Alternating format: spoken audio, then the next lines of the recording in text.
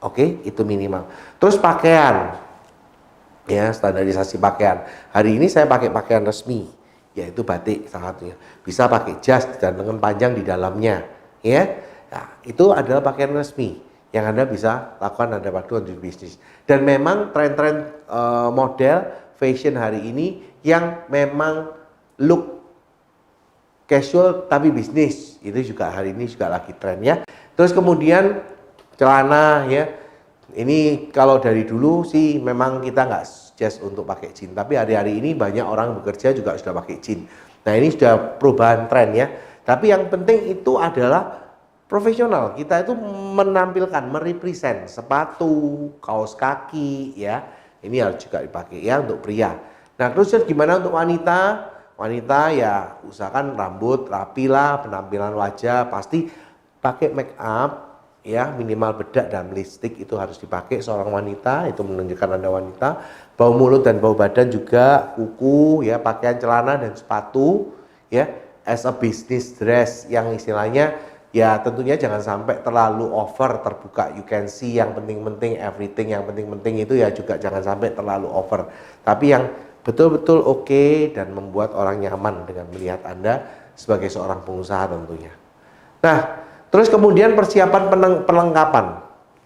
Di sini kita punya banyak perlengkapan. Yang pertama KTP-nya pengusaha yaitu kartu nama. Anda harus punya card name ya, sehingga ketemu siapapun Anda bisa share kartu nama Anda.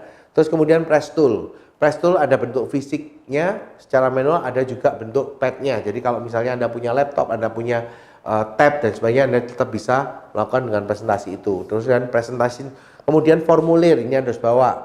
Ballpoint, jangan lupa ya, saya sering kali mengingatkan, ballpoint ini seringkali jadi salah satu sarana yang menjatuhkan. Kalau kita pakai ballpoint, sorry to say, ada ballpoint yang memang enak dibuat tulis, tapi tidak enak dipandang. Ya, saya nggak minta Anda ballpointnya harus Parker, harus Montblanc yang mahal, enggak. Tapi yang kelihatan memang bisa merepresent pengusaha dan enak juga dibuat nulis. Ya, itu harus Anda bawa. Kompas bisnis, peralatan-peralatan yang lain yang Anda butuhkan pada waktu Anda melakukan bisnis. Dengan super tools yang lainnya, agenda lah, kemudian brosur-brosur yang ada, jadwal training, dan tentunya HP Anda sebagai salah satu alat hari ini untuk melihatkan BC aplikasi ya, juga buku dan tas kerja. Ini juga bisa Anda bawa sebagai perlengkapan Anda. Ini adalah new enterprise orientation yang saya sharingkan ke Bapak Ibu.